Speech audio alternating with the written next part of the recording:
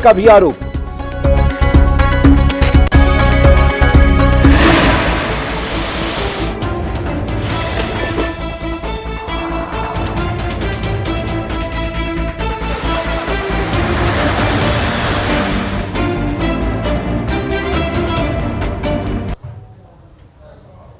नमस्कार, आप देख रहे हैं न्यूज 18 अपडेट और सीधे न्यूज रूम से मैं आपसे मुखातिब हूं सुकन्या सिंह और मैं हूं आपके साथ अलीम अतर। इस बुलेटिन में हम तमाम खबरों का रुख करेंगे। बिहार बाढ़ से बेहाल है, वो तमाम तस्वीरें दिखाएंगे, लेकिन सबसे पहले रुख करेंगे इस वक्त एक बड़ी खबर की जो गोपालगंज से आ रही है, जहां पर लगातार बांध टूटने का सिलसिला जारी है। सारण बांध टूटने के बाद से हालात और भयावह हो गए थे, लेकिन एक और बांध अभी टूटा है। आपको बता दें कि बंधौली बनौरा के पास जमींदारी बांध टूट गया है। बैकुंठपुर प्रखंड में 2 जगहों पर यह बांध टूटा है।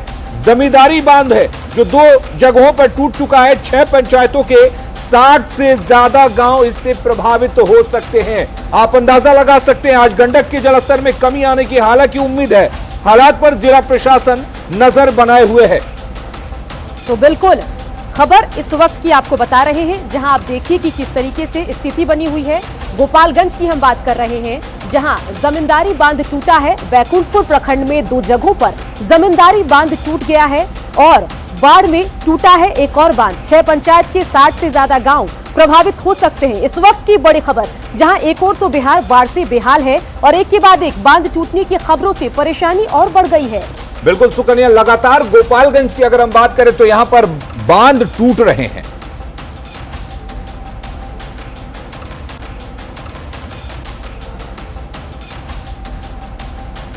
तो सुकन्या, यहां पर बात की जाए गोपालगंज की तो यहां पर लगातार जब से सारण बांध टूटा है उसके बाद जितने छोटे छोटे बांध हैं उन पर दबाव बढ़ गया है, जिसकी वजह से बांध टूटने का सिलसिला है वो थमने का नाम नहीं ले रहा। बिल्कुल अलीम, और दर्शकों को हम बता दें कि सारण बांध टूटने के बाद गोपालगंज में स्थिति भयावह हो चुकी है। एसडीआरएफ और एनडीआरएफ की टीम अपना काम कर रही है, लेकिन इन सब के बीच आम लोगों की परेशानी बढ़ी हुई है। लेकिन एक तस्वीर आपको दिखाते हैं जो कहीं ना कहीं राहत भरी है। बता दें कि गर्भवती महिलाओं का रेस्क्यू किया गया है और जिसके बाद उनके परिजनों ने उन्होंने राहत की सांस ली है। तस्वीर जरा आप देखिए, हालत भयावह है। बाढ़ पीड़ितों के बीच सरकारी इंतजाम भी लगातार पहुंच रहा है। एनडीआरएफ की टीम लगातार बाढ़ में फंसे लोगों का रेस्क्यू कर रही है। आज एनडीआरएफ की टीम ने तेज बारिश के बीच 2 गर्भवती महिलाओं का रेस्क्यू किया। सूचना के बाद फौरन एनडीआरएफ के जवान पहुंचे और महिलाओं को सुरक्षित पानी से बाहर निकाला गया।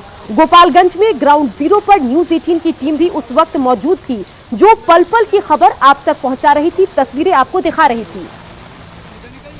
गोपालगंज के देवापुर तटबंध जो है वो टूटा और उसके बाद पूरे इलाके में जो है वो बाढ़ आई है। और आपको दिखाना चाहेंगे, ये देखिए एनडीआरएफ की ये टीम है। यहाँ पे इस गांव में, देवापुर गांव में जो है 2 जो है गर्भवती महिला थी, उन्हें रेस्क्यू किया गया है। ये दोनों जो है एनडीआरएफ की टीम जो है रेस्क्यू करके इन्हें लेके जा रही है तटबंध पे और फिर इन्हें जो है उपचार के लिए जो है स्वास्थ्य केंद्र ले जाया जाएगा। तो इन लोगों को लेकर के जा रही है ये टीम। तो ये देख सकते हैं कि एनडीआरएफ के जवान जो है वो इस रेस्क्यू टीम में लगातार काम कर रहे हैं और ये दोनों महिलाएं जो हैं उन एनडीआरएफ की टीम को सुरक्षित निकाली है यहाँ पे लेकर के देवापुर गाँव से। अब ये जा रहे हैं तटबंध के लिए, एनएच के लिए।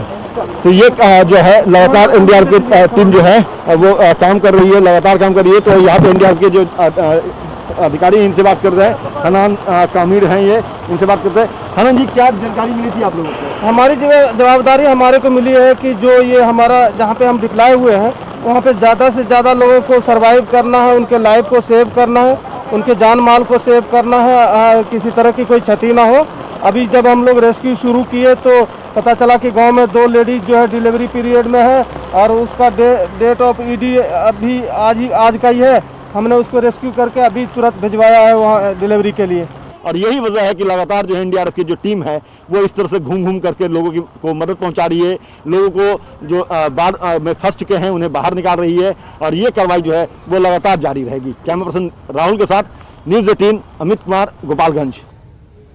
तो बेशक अलीम, गोपालगंज बाढ़ से बेहाल है, बिहार भी बाढ़ से बेहाल है, लेकिन प्रशासन मुस्तैद रहे तो हम जानमाल के नुकसान को कम से कम कर सकते हैं। बिल्कुल, जानमाल के नुकसान को कम किया जा सकता है, लेकिन जो व्यवस्थाएं की गई हैं वो सीमित है। एनडीआरएफ के जवान बिल्कुल इस खतरे के हालात में अपनी जान की बाजी लगाकर लोगों की हिफाजत कर रहे हैं, लोगों की रक्षा कर रहे हैं, लोगों को मदद पहुंचा रहे हैं। लेकिन बात अगर हम गोपालगंज की ही करें, जिस तरीके से गोपालगंज में त्रासदी आई है, उसके बाद से लोग एक दूसरे का सहारा बन रहे हैं और बनना भी चाहिए। शायद यही वजह है कि लोग एक दूसरे का साथ देते हुए एक दूसरे का मदद कर रहे हैं और इस बाढ़ की त्रासदी में जितना हो सके एक दूसरे की मदद कर रहे हैं। आपको बता दें कि लोग अपने घरों का सामान लेकर ऊंचे जगहों पर पहुंच रहे हैं और इस दौरान एक दूसरे की मदद कर रहे हैं। गांव का क्या हाल है, हमारे सहयोगी अमित कुमार ने जायजा लिया है। बाढ़ के विस्का का आज दूसरा दिन है और दूसरे दिन जो है लोग जो हैं देख सकते हैं कि अभी भी कई टोलों से निकल कर के ये जो रास्ता है इस रास्ते से एनएच पे जा रहे हैं और लोग जो हैं अपने घरों से कई सामान भी लेकर के जा रहे हैं और लोगों से हम बात भी करते हैं। ये बताइए, आज दूसरा दिन है, आप लोगों को परेशानी लगातार देख रहा हूँ मैं, प्रशासन से क्या कुछ मिल रहा है, मदद मिल रहा है, कैसे आप लोग? जिनको मिल रहा है, हम लोग को आज तक एक पैसे की कोई राहत नहीं मिली है। ठीक है, दूसरा दिन ही है ना? हाँ जी, दूसरा दिन है। आज तक अभी तक कोई राहत नहीं मिला है। सूर्य लेने आए आप लोगों की? नहीं, अभी तक तो हमारे यहाँ कोई नहीं गया है। क्या नाम हुआ? जितेंद्र कुमार प्रसाद। आपका क्या नाम हुआ? मेरा नाम है इमाम हुसैन। इमाम जी, ये बताइए कि आप लोग आ रहे हैं, अपने परिवार को भी आपने सुरक्षित स्थानों पर लेकर के गए, सरकारी अमले की बात कर ले तो कितने लोग आए, क्या कुछ आप लोगों से बात किया? कोई नहीं आए, अभी तक यहाँ कोई पूछने भी नहीं आए। हमारे यहाँ के मुखिया भी अभी तक नहीं पूछे कि क्या, वो भी तो डूबे हुए हैं। सब लोग हमारे यहाँ डूबे हुए हैं, लेकिन कोई प्रशासन या सरकार के कोई आदमी नहीं है आपके सिवा। अभी तो आप पत्रकार हैं तो आ गए हैं, लेकिन आपके सिवा कोई नहीं है। आप जाइएगा, क्या कीजिएगा क्या नहीं, ये हम नहीं जानते हैं। लेकिन तो है खबर दिखाना, हम तो ठीक है, आप खबर दिखाइए। देवापुर में पूरे क्षति हो चुकी है पूरे। हम लोग तो जिस तरह रह रहे हैं रोड पर, लेकिन भीतर गांव जो जितने लोग हैं वो पूरे मर रहे हैं। आप लोग जा करके लोगों को निकाल रहे हैं? निकाल रहे हैं, हाँ जी। अब तक कितने लोगों का आपने निकाला? बहुत आदमी के निकालते हैं, बहुत आदमी के निकाले। बच्चे, महिला और सब पानी हो गया। परमेश्वर राम। आपका क्या नाम है? हम डिलीवरी को भी कल 40 जाने को बचाए, लेडीज को पेट में बच्चा था। हाँ, पौड़ को बचाए और एक बच्चा भी उधर डूबा था, उसको भी खोजे, लेकिन वो नहीं मिला। उसकी लाश चली गई होगी कहीं। चलिए, तो ये एक बेबसी है, त्रासदी है, या फिर यूं कहें कि सरकारी उदासीनता। इस तमाम चीज़ों के बीच जो है लोग जो हैं एक दूसरे के मददगार बने हैं, एक दूसरे का हाथ बटा रहे हैं और कोशिश है कि बाढ़ में जो फंसे लोग हैं, जो अभी भी सुरक्षित स्थानों पर नहीं आए हैं, उनको ये नौजवान जो हैं वो अपने कंधे पे उठा कर के अपने बाजू के सहारे जो है लेकर के सुरक्षित स्थान पे जा रहे हैं।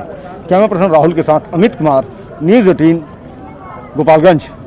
तो बिल्कुल सुकन्या, तस्वीरें आपने देखा। लोगों की ये शिकायत है कि ना तो प्रशासन वहां पहुंच रहा है, ना सरकार की तरफ से कोई पहुंच रहा, ना जनप्रतिनिधि पहुंच रहे हैं। लेकिन लोगों ने ये कहा कि न्यूज़ 18 की टीम यहां जरूर पहुंची है और हम ग्राउंड जीरो पर इसलिए पहुंच रहे हैं ताकि वहां की जो तस्वीरें हैं उससे सरकार को रूबरू करा सकें, जो जनप्रतिनिधि हैं उसको दिखा सकें, प्रशासन तक पहुंचा सकें, ताकि सही तरीके से सही लोगों तक मदद पहुंचाई जा सके। लेकिन वाकई सुकन्या, तस्वीरें जो है वो वाकई बेबसी की हैं।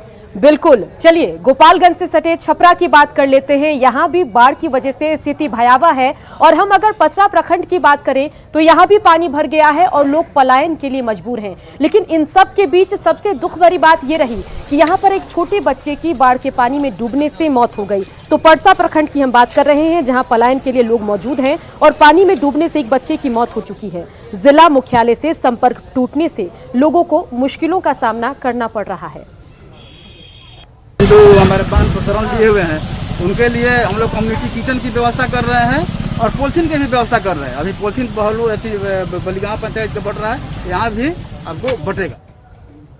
तो बिल्कुल तस्वीरें आपने देखी, लगातार लोगों की परेशानी बढ़ती जा रही है। उम्मीद यही कि जो प्रशासन के लोग हैं उनकी नजरें इनायत हो और उनकी समस्याओं का समाधान हो सके। बिल्कुल जरूरत है मदद करने की और इस बाढ़ का असर कई चीजों पर पड़ रहा है। ऐसा नहीं कि सड़कें डूब गई हैं, इस बाढ़ का असर जो है वो पड़ रहा है। आपको बता दें कि रेल जो यात्रा है उस पर भी पड़ रहा है, रेल लाइनें डूब चुकी हैं। शायद यही वजह है कि ज्यादातर ट्रेनों को डाइवर्ट किया जा रहा है। बात अगर हम दरभंगा समस्तीपुर रेल प्रखंड की करें तो यहां पर भी कई ट्रेनों को डाइवर्ट किया गया है। आपको बता दें कि यहां पर पूरी तरीके से समस्तीपुर मंडल के समस्तीपुर दरभंगा रेलखंड पर रेल परिचालन बाधित हो चुका है हायाघाट स्टेशन के पास रेलपुर के गाडल तक जो है वो बाढ़ का पानी पहुंच चुका है, जिसकी वजह से ट्रेनों का परिचालन स्थगित कर दिया गया था। ऐसा सुरक्षा कारणों से रेल प्रशासन ने किया है। कुछ ट्रेनों का रूट डाइवर्ट कर चलाया जा रहा है। शनिवार को दरभंगा से अहमदाबाद जाने वाली स्पेशल ट्रेन वाया समस्तीपुर चली। आपको हम बता रहे हैं कि कई ट्रेनों का जो रूट है वो डाइवर्ट किया जा रहा है ताकि आप तक जानकारी पहुंच सके। मतलब आपको बता दें कि समस्तीपुर कई ट्रेनें नहीं जा रही हैं। दरभंगा से अहमदाबाद जाने वाली ट्रेन जो है वो समस्तीपुर नहीं गई बल्कि वाया सीतामढ़ी चलेगी। जयनगर से खुलने वाली जयनगर अमृतसर स्पेशल ट्रेन भी जयनगर के बदले समस्तीपुर से खुलेगी। वहीं दरभंगा से खुलने वाली लोकमान्य तिलक जो ट्रेन है वो भी समस्तीपुर से खुलेगी। तो ये तमाम ऐसी ट्रेनें हैं जिनका रूट डाइवर्ट किया गया है और जिनके खुलने का स्टेशन जो है वो भी बदला गया है।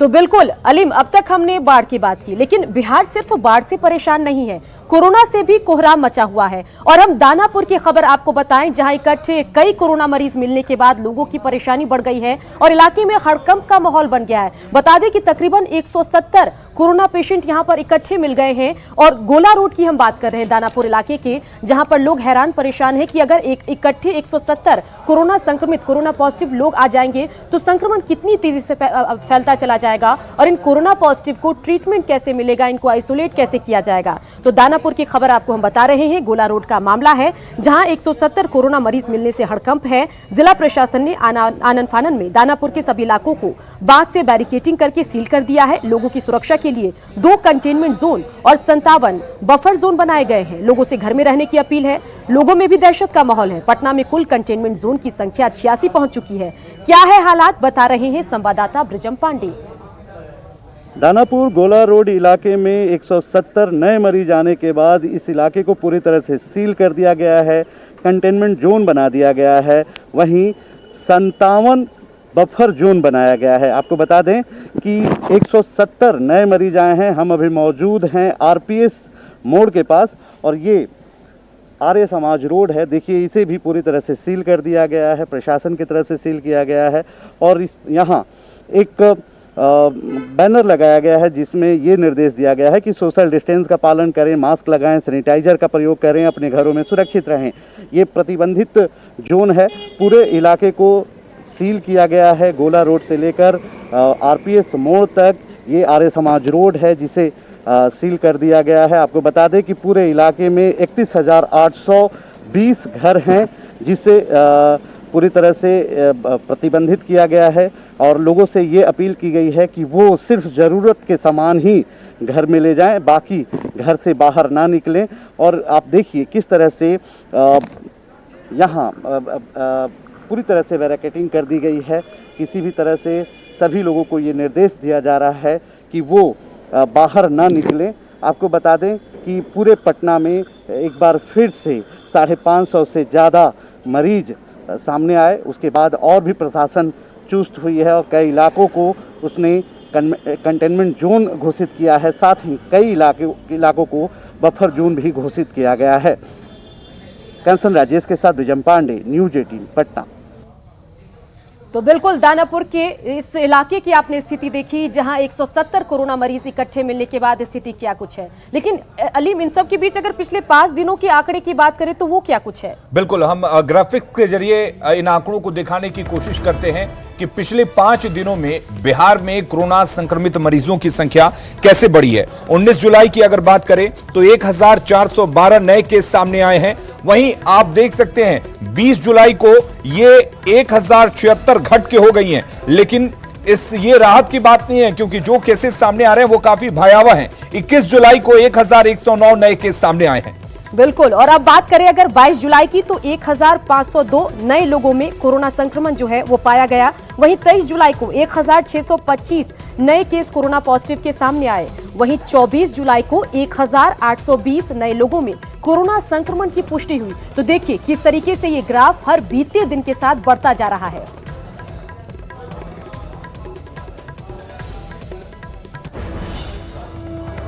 तो बिल्कुल सुकन्या, हालात जो हैं वो भयावह हैं और ऐसे में न्यूज़ 18 आपसे अपील करता है कि आप अपने घरों में रहिए, सुरक्षित रहिए, क्योंकि आपकी सुरक्षा आपके अपने हाथों में है। सोशल डिस्टेंसिंग जो है वो मेंटेन कीजिए, अगर बहुत जरूरी है तभी घर से बाहर निकलिए, मास्क लगाकर निकालिए, अगर संभव है तो अपने साथ सैनिटाइजर रखिए और वक्त वक्त पर अपने हाथों को धोते रहिए, अपने हाथों को सैनिटाइज करते रहिए, क्योंकि अगर आप सुरक्षित हैं तो आपका परिवार सुरक्षित है और पूरा बिहार, पूरा देश और पूरी दुनिया सुरक्षित है। वहीं आपको बता दें कि इस बार जिस तरीके से कोरोना संक्रमण फैल रहा है उससे बिहार में कई दुकानदारों को नुकसान पहुंचा है, कई छोटे व्यवसायी जो हैं इससे काफी ज्यादा प्रभावित हुए हैं, अफेक्टेड हुए हैं। आप अंदाजा लगा सकते हैं, पटना में एक बच्चा अपने पिता की मदद के लिए लोगों से गुहार लगा रहा है, क्योंकि उसके पिता कोरोना की वजह से इस वक्त बेरोजगार हो चुके हैं और 2 जून की रोटी भी उनके लिए मुश्किल हो गई है।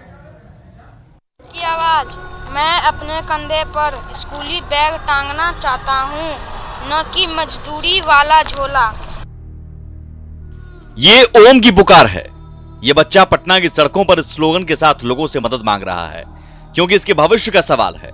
कोरोना की वजह से इसके पिता का व्यवसाय ठप पड़ गया है, जिससे इसकी पढ़ाई भी रुक गई है। बच्चा अपने लाचार पिता की मदद करना चाहता है। मेरे पिताजी को कुछ मदद मिले, इसीलिए मेरे घर में कुछ चूल्हा जल सके, इसीलिए मेरे पिताजी का कर्ज से मुक्ति मिल जाए। ओम का सपना है कि वो देश की सेवा करे। ओम आर्मी में भर्ती होना चाहता है, लेकिन जब उसकी शिक्षा दीक्षा ही नहीं होगी तब वो आगे कैसे बढ़ेगा। आर्मी में जाना चाहते हो? क्यों? देश की सेवा करने के लिए। दरअसल ओम के पिता के ऊपर काफी कर्ज हो गया है, जिसके चलते वो रोज की जरूरत भी पूरी करने में असमर्थ है। लॉकडाउन के बीच वे पटना की सड़कों पर उतरे हैं और गुहार लगा रहे हैं कि कोई मदद कर दे, ताकि उनके बच्चों का भरण पोषण हो सके। ऐसा नहीं कि वो भीख मांग रहे हैं, बल्कि उन्होंने अपने हाथ में एक तख्ती रखी है जिस पर लिखा है कि वे कोरोना पॉजिटिव नहीं हैं। उनसे लोग कुछ सामान खरीदें ताकि उनकी मदद हो सके। खरीदना तो दूर की बात है, कोई सटना तक नहीं। हम कर्ज हम पे है और महीना के 4 से 5 हज़ार रुपया इंटरेस्ट देना पड़ता है। और ये जो 6 महीना से लॉकडाउन हो रहा है कोरोना वायरस के चलते, वो सब बढ़ते जा रहा है। अब महाजन है, उनको हमारे पास कोई असरियत नहीं, ना मेरे पास राशन कार्ड है। ये बच्चा कहा कि पापा आप जा रहे हैं, नहीं कुछ हो रहा है, हम भी साथ चलते हैं, हम आपका साथ देंगे। ओम और उसके पिता की कहानी फिल्मी नहीं है, लेकिन कोरोना की वजह से उन्हें मजबूर होना पड़ा। न्यूज़ 18 भी अपील करता है कि आप ऐसे लोगों की मदद जरूर करें, नहीं तो हालात के मारे ये मजबूर लोग कहां जाएंगे। Nancy, news 18, Patna.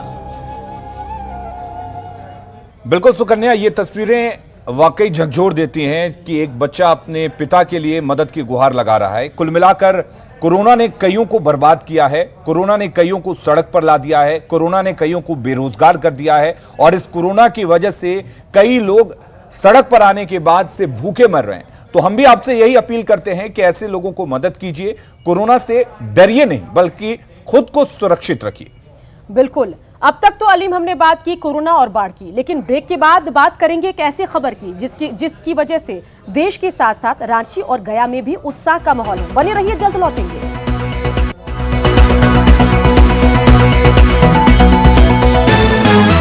आखिर क्यों गया के लोग उत्साहित हैं, चलिए इस रिपोर्ट के जरिए जानते हैं।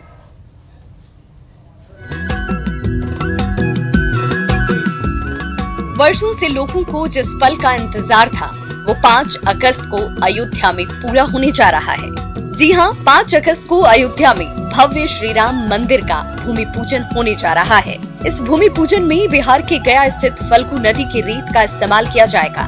धर्मों में फल्गु नदी की रेत का एक विशेष महत्व है। मान्यताओं के अनुसार वनवास के दौरान श्री राम, लक्ष्मण और माता सीता का गया आगमन हुआ था और श्री राम ने फल्गु नदी में पिंडदान किया था। धार्मिक नगरी गया से गुजरने वाली फल्गु नदी को गंगा से भी पवित्र माना जाता है। अयोध्या, मथुरा, माया, काशी, कांची, अवंतिका, पुरी, द्वारा, बती चैव सब तीर्थे मोक्षदायक।